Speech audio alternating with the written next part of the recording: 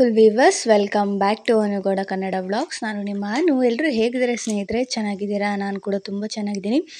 ಇವತ್ತು ಸಂಡೇ, ತುಂಬಾ ಒಂಥರ ಲೇಝಿ ಡೇ ಅಂತ ಹೇಳ್ಬೋದು. ಹಾಗೆ ಒಂದು ಕಪ್ ಕಾಫಿ ಕುಡಿತಾ ನನ್ನ ಒಂದು ಕ್ವಾಲಿಟಿ ಆಫ್ ಟೈಮ್ನ ಎಂಜಾಯ್ ಮಾಡಿದೆ. ಅಪ್ಪಗೂ ಕೂಡ ಹಾಲು ಕುಡ್ಸೋಣ ಅಂತ ಬಂದರೆ ಅವ್ನು ನೋಡಿ ಅವ್ರ ಅಣ್ಣನ ಜೊತೆ ಓಡೋಗ್ತಾ ಇದ್ದಾನೆ ಶಾಪ್ ಹತ್ರಕ್ಕೆ.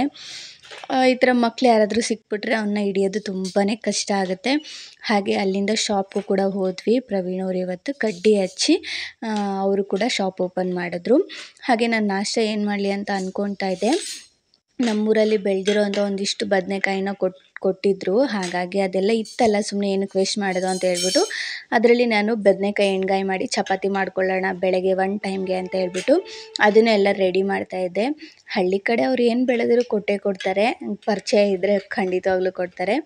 ಹಾಗೆ ನಾನು ಅದಕ್ಕೆ ಮಸಾಲಾಗೆ ಎಲ್ಲ ಪ್ರತಿಯೊಂದಕ್ಕೂ ರೆಡಿ ಮಾಡಿಕೊಂಡು ಸಿಂಪಲ್ಲಾಗಿ ಎಣ್ಗಾಯಿನ ಮಾಡ್ಕೊತೀನಿ.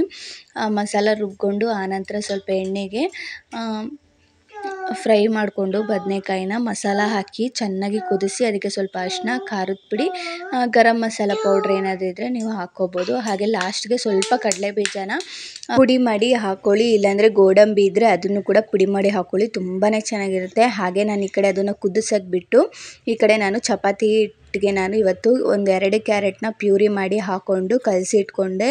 ತುಂಬಾ ಸ್ಮೂತಾಗಿ ಬರುತ್ತೆ, ಹಾಗೆ ಟೇಸ್ಟಿಯಾಗೂ ಕೂಡ ಇರುತ್ತೆ. ಸ್ವಲ್ಪ ಹೊತ್ತು ಅದನ್ನು ಬಿಟ್ಟು ನೆನೆಯೋಕ್ಕೆ. ಆನಂತರ ಇಲ್ಲಿ ಎಣ್ಗಾಯಿ ನೋಡಿ ಚೆನ್ನಾಗಿ ಎಣ್ಣೆ ಬಿಟ್ಕೊಂಡು ಬೆಂದಿದೆ. ಈ ಥರ ಬೇಯಬೇಕು ಅದು, ಆವಾಗ ತುಂಬ ಚೆನ್ನಾಗಿರುತ್ತೆ.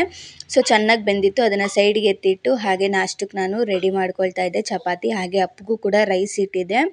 ಅವ್ನಿಗೊಂದು ಅರ್ಧ ಚಪಾತಿ ತಿಂತಾನೆ ಅಷ್ಟೇ, ಇನ್ನು ಅವನಿಗೆ ಬೇರೆ ಅಂತ ಏನು ಮಾಡೋದು ಅಂತ ಹೇಳ್ಬಿಟ್ಟು ಒಂದು ಅರ್ಧ ಚಪಾತಿ ಒಂದಿಷ್ಟು ರೈಸ್ ತಿಂದರೆ ಸಾಕಾಗತ್ತೆ ಅಂತ ಹೇಳ್ಬಿಟ್ಟು ನಾನು ಅವ್ನಿಗೂ ರೈಸ್ ಇಟ್ಟಿದ್ದೆ. ಹಾಗೆ ಚಪಾತಿ ಕೂಡ ತುಂಬ ಚೆನ್ನಾಗಿ ಸ್ಮೂತಾಗಿ ಬಂದಿತ್ತು. ನಾಷ್ಟ ಎಲ್ಲ ಮುಗಿಸಿ ಆನಂತರ ಇವತ್ತು ಭಾನುವಾರ ಆಗಿರೋದ್ರಿಂದ ಮನೆ ದೇವ್ರ ವಾರ, ಹಾಗೆ ಹನುಮಾನ್ ಜಯಂತಿ ಕೂಡ ಇದೆ. ಎರಡಕ್ಕೂ ಸೇರಿಸಿನೇ ಪೂಜೆ ಮಾಡ್ಬೋದಲ್ಲ ಅಂತ ಹೇಳ್ಬಿಟ್ಟು ಮನೆಯೆಲ್ಲ ಒಂದು ರೌಂಡ್ ಕ್ಲೀನ್ ಮಾಡ್ಕೊತೀನಿ. ಯಾಕಂದರೆ ವಾರ ಇರೋದ್ರಿಂದ ವಾರದ ದಿವಸ ನಾನು ಮಿಸ್ ಮಾಡೋಕ್ಕಾಗಲ್ಲ. ಹಾಗಾಗಿ ಒಂದು ಸ್ವಲ್ಪ ಡೀಪ್ ಕ್ಲೀನ್ ಅನ್ನೋದನ್ನ ಮಾಡ್ಕೊತೀನಿ ಎಲ್ಲ ಕಡೆನೂ. ಕಿಚನ್ನು, ರೂಮು, ಹಾಲು ರೂಮೆಲ್ಲ ಕ್ಲೀನ್ ಮಾಡಿಕೊಂಡು ಹಾಸಿಗೆ ಎಲ್ಲ ಮಡಚಿ ಎತ್ತಿಟ್ಟು ಹಾಗೆ ಕಸ ಗುಡಿಸಿ ನೆಲ ಎಲ್ಲ ಒರೆಸ್ಕೊಂಡೆ. ಇನ್ನು ಬ್ಯಾಲೆನ್ಸ್ ಇದ್ದಿದ್ದು ಪಾತ್ರೆ ಒಂದೇ. ಹಾಗಾಗಿ ನಾನು ಬೇಗನೆ ಪಾತ್ರೆ ಎಲ್ಲ ತೊಳ್ಕೊಳ್ಳೋಣ ಅಂತ ಹೇಳ್ಬಿಟ್ಟು ಎಲ್ಲ ಬೇಗನೆ ತೊಳ್ಕೊಂಡೆ. ಹಸುವಿನಲ್ಲೇ ಹಿಡ್ಕೊಂಬಂದಿದ್ರು ಪ್ರವೀಣ್ ಅವರು. ಹಾಗೆ ಸ್ನಾನ ಮಾಡಿಕೊಂಡು ಪೂಜೆಗೆಲ್ಲ ರೆಡಿ ಮಾಡಿ ನಾನು ಅಪ್ಪು ಇಬ್ಬರೂ ಪೂಜೆ ಮಾಡ್ತಾಯಿದ್ವಿ. ಪೂಜೆನೂ ತುಂಬ ಚೆನ್ನಾಗಿ ಆರಾಮಾಗಿ ಮಾಡಿಕೊಂಡೆ. ನಾನು ಯಾವುದ್ರೂ ಸಾಯಂಕಾಲದ ಹೊತ್ತೇ ಮಾಡ್ತೀನಿ, ಯಾಕಂದರೆ ನೈಟೆಲ್ಲ ದೀಪ ಉರಿಯೋದ್ರಿಂದ ತುಂಬ ಒಳ್ಳೆಯದು ಮನೆಗೆ. ಹಾಗಾಗಿ ಒಂದೊಂದು ಸತಿ ಸಾಯಂಕಾಲನೇ ಮಾಡ್ತೀನಿ ನಾನು ಪೂಜೆನ. ಪೂಜೆ ಎಲ್ಲ ಮುಗಿಸಿ ಆನಂತರ ನಾನು ಅಪ್ಪು ಒಂದು ಸ್ವಲ್ಪ ದೇವ್ರ ಮುಂದೆನೇ ಕೂತಿದ್ವಿ. ಅಪ್ಪು ಯಾವತ್ತೂ ಆ ಥರ ಕೈ ಮುಗಿಯೋದು ಆ ಥರದ್ದೆಲ್ಲ ಮಾಡ್ತಾ ಇರಲಿಲ್ಲ. ನಾನು ಹೇಳಿದ್ರು, ಆದರೆ ಇವತ್ತು ಅವನೇನೋ ಗೊತ್ತಿಲ್ಲ ಫುಲ್ಲು ಕೈ ಮುಕ್ಕೊಂಡು ಅದನ್ನೇ ನೋಡೋದು. ಆಮೇಲೆ ನಾನು ಕ್ಯಾಮ್ರಾ ಆನ್ ಮಾಡಿದ್ದೆ ಅಂತ ಕಳ್ಳ ನೋಡಿ ಹೆಂಗೆ ನೋಡ್ತಾ ಇದ್ದಾನೆ. ನೋಡಿ ಹೆಂಗೆ ನೋಡ್ತಾ ಇದ್ದಾನೆ. ಅಯ್ಯೋ, ಅಷ್ಟು ತುಂಟ ಅವನು. ಹಾಗೆ ಅಲ್ಲಿಂದ ನಾವು ನಮ್ಮ ಗೊಳ್ಳಳ್ಳಿ ಆಂಜನೇಯನ ದೇವಸ್ಥಾನದಲ್ಲಿ ಇವತ್ತು ಆಂಜನೇಯನ ಜಯಂತಿ ಇರೋದ್ರಿಂದ, ಹನುಮಾನ್ ಜಯಂತಿ ಇರೋದ್ರಿಂದ ಲಕ್ಷ ದೀಪೋತ್ಸವನ ಏರ್ಪಾಡು ಮಾಡಿದರು. ಹಾಗಾಗಿ ಸರಿ ಆಯಿತು, ಟ್ಯೂಷನ್ ಹೇಗೂ ಇರಲಿಲ್ಲ ನನಗೆ, ಹೋಗಿ ಬರೋಣ ಅಂತ ಹೇಳ್ಬಿಟ್ಟು ನಾವೆಲ್ಲ ಹೊರಟ್ವಿ ಅಲ್ಲಿಗೆ. ಜನ ಕೂಡ ತುಂಬಾ ಬಂದಿದ್ದರು, ಯಾಕಂದರೆ ಅಲ್ಲೇ ಸ್ಕೂಲ್ ಕೂಡ ಇದೆ, ಹಿತಚಿಂತನ ಅಂತ. ಹಾಗಾಗಿ ಅಲ್ಲಿ ಆ್ಯನ್ಯುವಲ್ ಡೇ ಕೂಡ ಇತ್ತಲ್ಲ, ಅದಕ್ಕೋಸ್ಕರ ತುಂಬ ಜನನೇ ಬಂದಿದ್ದರು. ಹಾಗೆ ನಮ್ಮ ಹನುಮಾನ್ ದೇವಸ್ಥಾನ ಓಪನ್ ಇದ್ದಿದ್ರೆ ಚೆನ್ನಾಗಿರೋದು. ಇನ್ನೂ ಸ್ವಲ್ಪ ಕನ್ಸ್ಟ್ರಕ್ಷನ್ ನಡೀತಾ ಇದೆ, ಆದರೂ ಪರವಾಗಿಲ್ಲ, ತುಂಬಾ ಚೆನ್ನಾಗಿ ಅಲಂಕಾರ ಎಲ್ಲ ಮಾಡಿ ಆಂಜನೇಯನೆಲ್ಲ ಕೂರಿಸಿದ್ರು. ಸುತ್ತಲೂ ಲಕ್ಷ ದೀಪೋತ್ಸವಕ್ಕೆ ಏರ್ಪಾಡು ಮಾಡಿದರು, ತುಂಬಾ ಚೆನ್ನಾಗಿತ್ತು. ನಾವು ಕೂಡ ದೀಪನೆಲ್ಲ ಹಚ್ಚಿ ಒಂದು ಸ್ವಲ್ಪ ಹೊತ್ತು ಅಲ್ಲೇ ಎಲ್ಲ ನೋಡಿಕೊಂಡು ಅಲ್ಲಿಂದ ನಮ್ಮ ಪರಿಚಯ ಇರೋರು ಕೂಡ ಸಿಕ್ಕಿದ್ರು. ಹಾಗಾಗಿ ಅವ್ರ ಜೊತೆನೇ ಒಂದಿಷ್ಟು ಸಮಯನ ಅಲ್ಲೇ ದೀಪಗಳನ್ನೆಲ್ಲ ಹಚ್ಚಿ ಎಲ್ಲರೂ ದೀಪಗಳನ್ನು ಹಚ್ಚೋದೇ ಸಂಭ್ರಮ ಅಲ್ಲಿ. ಒಂದು ಸತಿ ಮಾಡಿದ್ರು, ಆದರೆ ತುಂಬ ಇಷ್ಟು ದೀಪಗಳನ್ನ ಹಚ್ಚೋದಕ್ಕೆ ಇಟ್ಟಿರಲಿಲ್ಲ. ಆದರೆ ಈ ಸತಿ ತುಂಬಾ ಚೆನ್ನಾಗಿ ಮಾಡಿದ್ದಾರೆ. ಹೋದ ಸತಿನೂ ಅಷ್ಟೇ ತುಂಬ ಚೆನ್ನಾಗಿ ಮಾಡಿದರು. ಒಂಥರ ಜಾತ್ರೆ ಥರ ಕಾಣಿಸ್ತಾ ಇತ್ತು ಫುಲ್ಲು. ನೋಡೋದಾದರೆ ಕಣ್ಣೇ ಸಾಕಾಗ್ತಾ ಇರಲಿಲ್ಲ ಅನ್ಬೋದು. ಆ ದೀಪಗಳನ್ನು ನೋಡೋದೇ ಒಂಥರ ಆನಂದ ಅಲ್ವಾ. ಹಾಗೆ ಅಲ್ಲೇ ಇದ್ದಂಥ ಹಿತಚಿಂತನ ಸ್ಕೂಲ್ ಇಲ್ಲಿ ಕಡೆ ಯಾರಾದರೂ ಇದ್ದರೆ ಗೊತ್ತಿರುತ್ತೆ, ಹೊಸ್ದಾಗಿ ಓಪನ್ ಆಗಿರೋದು. ಅದಕ್ಕೋಸ್ಕರ ಅಲ್ಲಿ ಆ್ಯನ್ಯುವಲ್ ಡೇ ಇತ್ತಲ್ಲ, ಸರಿ ಇನ್ನೇನು ಟ್ಯೂಷನ್ ಏನು ಇರಲಿಲ್ವಲ್ಲ ಅಂತ ಹೇಳ್ಬಿಟ್ಟು ಹೋದ್ವಿ. ಯಾಕೆ ಅಂದರೆ ಜಗ್ಗಪ್ಪ ಅವರು ಮತ್ತು ಸುಷ್ಮಿತಾ ಅವರು ಎಲ್ಲರೂ ಬಂದಿದ್ದರು ಗಣ್ಯರು. ಹಾಗಾಗಿ ನಾವು ಕೂಡ ನೋಡೋಣ ಅಂತ ಹೇಳ್ಬಿಟ್ಟು ಈಗ ನಮ್ಮ ಪರಿಚಯ ಇರೋರು ಕೂಡ ಬಂದಿದ್ದರು. ಹಾಗಾಗಿ ಅವ್ರ ಜೊತೆನೇ ಹೋಗಿದ್ವಿ. ಪ್ರವೀಣ್ ಅವ್ರ ಕೆಲಸ ಇದೆ, ಸ್ವಲ್ಪ ಹೊತ್ತು ಮುಗಿಸ್ಕೊಂಡು ಬರ್ತೀನಿ, ನೀವು ನೋಡ್ತಾ ಇರಿ ಅಂದರು. ಸರಿ ಆಯಿತು ಅಂತ ನಾವು ಹೋದರೆ, ಅಪ್ಪು ನೋಡಿ ಅಲ್ಲಿ ಸಾಂಗ್ ಬರ್ತಾಯಿದ್ರೆ ಚೇರ್ ಕೆಳಗೆ ನಿಂತ್ಕೊಂಡು ಕೈ ಗದ್ದದ ಮೇಲೆ ಹಿಡ್ಕೊಂಡು ನೋಡೋದು. ನಾನು ಬಾಪು ಡ್ಯಾನ್ಸ್ ನೋಡು ಅಂದರೆ ಇಲ್ಲ ಅಂತ ಹೇಳ್ಬಿಟ್ಟು ಹಂಗೆ ಇದು ಮಾಡಿಕೊಂಡು ತರಲೆ ಆಡಿಕೊಂಡು, ಅವನಂತೂ ನಿಜ ಮೇಂಟೈನ್ ಮಾಡೋದು ಕಷ್ಟ ಈ ಥರದಕ್ಕೆಲ್ಲ ಕರ್ಕೊಂಡೋದ್ರೆ. ಆನಂತರ ಈ ಫಂಕ್ಷನ್ಗೆ ಯಾರಾದರೂ ಬಂದಿರೋರು ಇದ್ದರೆ ನನಗೆ ಕಮೆಂಟ್ ಮೂಲಕ ತಿಳಿಸಿ, ನನಗೂ ಗೊತ್ತಾಗುತ್ತೆ. ಹಾಗೆ ತುಂಬಾ ಚೆನ್ನಾಗಿತ್ತು. ಅವರ ಒಂದು ಜಗ್ಗಪ್ಪ ಅವರು ಸುಷ್ಮಿತಾ ಅವರ ಆ್ಯಂಕರಿಂಗು ಕೂಡ ನಾವು ಟಿ ವಿಲಿ ನೋಡ್ಬೇಕಾದ್ರೆ ಏನೋ ಅನ್ಕೋತೀವಿ, ಅವರು ರಿಯಲ್ ಟೈಮಲ್ಲಿ ನಮ್ಮ ಎದುರುಗಡೆ ಅವ್ರು ಮಾತಾಡ್ತಾರಲ್ಲ, ಆ ಟೈಮಿಂಗ್ಸ್ ಏನಿದೆ ಅಲ್ವಾ, ಅವರು ಆ್ಯಂಕರಿಂಗ್ ಮಾಡೋದು ನಿಜ ತುಂಬಾ ಒಂಥರ ಚೆನ್ನಾಗಿ ಅನ್ನಿಸ್ತು ನನಗೆ. ಯಾಕಂದರೆ ಅವ್ರಿಗೆ ಹೆಂಗೆ ನೆನಪಾಗುತ್ತೆ ಆ ಥರ ವರ್ಡ್ಸು, ಅವ್ರು ಸಡನ್ನಾಗಿ ಮಾತಾಡಬೇಕಾದ್ರೆ ಅಂತ ಅಂದ್ಕೊಳ್ತಾ ಇದ್ದೆ. ಅದು ತುಂಬಾ ಚೆನ್ನಾಗಿ ಮಾತಾಡಿದ್ರು, ತುಂಬ ಇಷ್ಟ ಆಯಿತು. ನಾವೊಂದು ಅರ್ಧದಷ್ಟು ಮಾತ್ರ, ಒಂದು 2-3 ಪ್ರೋಗ್ರಾಮ್ ಮಾತ್ರ ನೋಡೋಕ್ಕಾಗಿದ್ದು. ಯಾಕಂದರೆ ಈ ಸ್ಟೇಜಲ್ಲಿ ಭಾಷಣ, ಪ್ರಿನ್ಸಿಪಲ್ದು ಇದೆಲ್ಲ ಇರುತ್ತಲ್ವ, ಅದರಿಂದ ಲೇಟ್ ಆಗೋಯಿತು. ಈ ಡ್ಯಾನ್ಸ್ ಪ್ರೋಗ್ರಾಮ್ ಸ್ಟಾರ್ಟ್ ಆಗೋದು 8:15.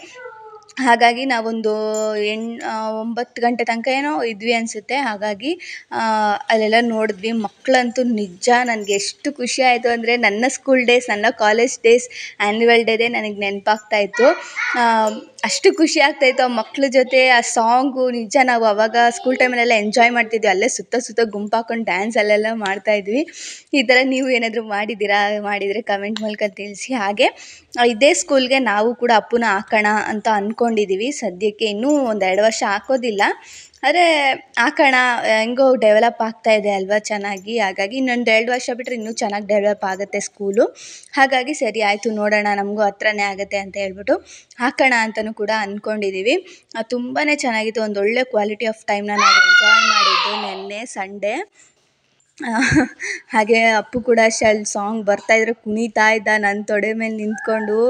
ಸಖತ್ತು ಕ್ರೇಜಿಯಾಗಿತ್ತು, ತುಂಬಾ ಖುಷಿಯಾಯಿತು. ಒಂಥರ ಇವಾಗ ವಾಯ್ಸ್ ಓವರ್ ಕೊಡಬೇಕಾದ್ರೆ ಏನೋ ಒಂಥರ ಖುಷಿಯ ಮಕ್ಕಳು ಡ್ಯಾನ್ಸ್ ನೋಡ್ತಾ ಇದ್ದರೆ, ನಮ್ಮ ಒಂದು ಸ್ಕೂಲ್ ಡೇಸ್, ಕಾಲೇಜ್ ಡೇಸ್ ಅದನ್ನೇ ನೆನಪಾಗ್ತಾಯಿತ್ತು ನನಗೂ. ಹಾಗೆ ಮಕ್ಕಳು, ಚಿಕ್ಕ ಮಕ್ಕಳು ಏನಿರ್ತಾರಲ್ಲ, ಪ್ರೀ ನರ್ಸರಿ, ಫಸ್ಟ್ ಸ್ಟ್ಯಾಂಡರ್ಡ್ ಈ ಥರದ್ದೆಲ್ಲ, ಆ ಮಕ್ಕಳು ಎಷ್ಟು ಚೆನ್ನಾಗಿ ಮಾಡಿದ್ರು ಅಂದರೆ ಅಷ್ಟು ಕ್ಯೂಟಾಗಿತ್ತು. ಒಬ್ಬರು ಭಯ ಪಟ್ಕೊಂಡು ನಿಂತೇ ಬಿಟ್ಟರು, ಅವರು ಮಕ್ಕಳು ಅಂತೂ ಒಬ್ರವರು ಡ್ಯಾನ್ಸ್ ಮಾಡಲೇ ಇಲ್ಲ. ಆ ಥರ ಖುಷಿ ಒಂಥರ ನೋಡೋದಕ್ಕೂ ಕೂಡ. ಹಾಗೆ ಇವತ್ತಿನ ವಿಡಿಯೋ ಈ ಥರ ಇತ್ತು. ಹಾಗೆ ನಾನು ನಿಮ್ಮ ಜೊತೆ ಇನ್ನೊಂದು ಶೇರ್ ಮಾಡ್ಕೊಬೇಕಾಗಿತ್ತು. ಕ್ರೋಶ ಬಗ್ಗೆ ಕೇಳ್ತಾ ಇದ್ರಿ, ನಾನು ಖಂಡಿತವಾಗ್ಲೂ ಕ್ರೋಶದ ಬಗ್ಗೆ ಹಾಕ್ತೀನಿ. ನಾನು ಇವಾಗ ಅಂದ್ಕೊಂಡಿದ್ದೀನಿ 2 ವೀಡಿಯೋನ ಮಾಡಬೇಕು ಅಂತ. ಅಂದರೆ ವಾರದಲ್ಲಿ 2 ವೀಡಿಯೋ ಕ್ರೋಶ ಬಗ್ಗೆ ಇರುತ್ತೆ. ಮಂಗಳವಾರ, ಶನಿವಾರ ಕ್ರೋಶ ಬಗ್ಗೆ ನಾನು ವೀಡಿಯೋಸ್ನ ಹಾಕ್ತೀನಿ. ಸಿಂಪಲ್ ಡಿಸೈನ್ಸು ವೀಡಿಯೋಸ್ ಹಾಕ್ತೀನಿ. ಆಮೇಲೆ ಬ್ರೈಡಲ್ ಡಿಸೈನ್ಸು ಈ ಥರದನ್ನ ನಾನು ಹಾಕ್ತೀನಿ ಖಂಡಿತವಾಗ್ಲೂ. ಯಾರು ಬೇಜಾರು ಮಾಡ್ಕೊಬೇಡಿ, ಕ್ರೋಶ ಬಗ್ಗೆ ಯಾಕೆ ಹೇಳ್ತಾ ಇಲ್ಲ ಅಂತ. ಸ್ವಲ್ಪ ಶಾಪ್ದಲ್ಲೇ ಕೆಲಸ ಇದ್ದಿದ್ರೆ ಹಾಕೋಕ್ಕಾಗ್ತಾಯಿಲ್ಲ. ಆದರೆ ನಾಳೆಯಿಂದ ಮಂಗಳವಾರ, ಮಂಗಳವಾರ ಶನಿವಾರ ನಾನು 2 ವೀಡಿಯೋನ ವಾರದಲ್ಲಿ ನಾನು ಕ್ರೋಶ ಬಗ್ಗೆ ಹಾಕ್ತೀನಿ ತಪ್ಪದೇನೆ. ಹಾಗೆ ನೋಡಿ, ಮಕ್ಕಳಂತೂ ಎಷ್ಟು ಕ್ಯೂಟಾಗಿ ಡ್ಯಾನ್ಸ್ ಆಡ್ತಾಯಿದ್ರು. ಅಪ್ಪು ಅದನ್ನು ನೋಡಿ ಎಂಜಾಯ್ ಮಾಡ್ತಾಯಿದ್ದ.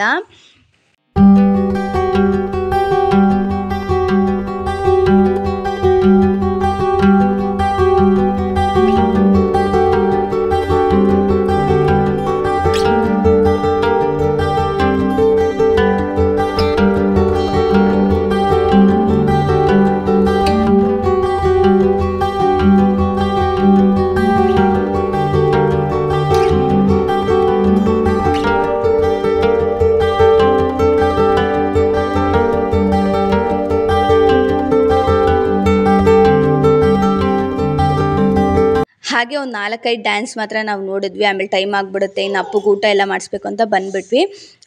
ಅಪ್ಪು ಅಂತೂ ನಾನು ತೊಡೆ ಮೇಲೆ ನಿಂತ್ಕೊಂಡು ಕುಣಿದಿದ್ದೆ ಅಷ್ಟು ಕುಣಿದ. ಹೋಪ್ ಈ ವಿಡಿಯೋ ಹೀಗಿತ್ತು ಇವತ್ತಿನ ಒಂದು ವಿಡಿಯೋ.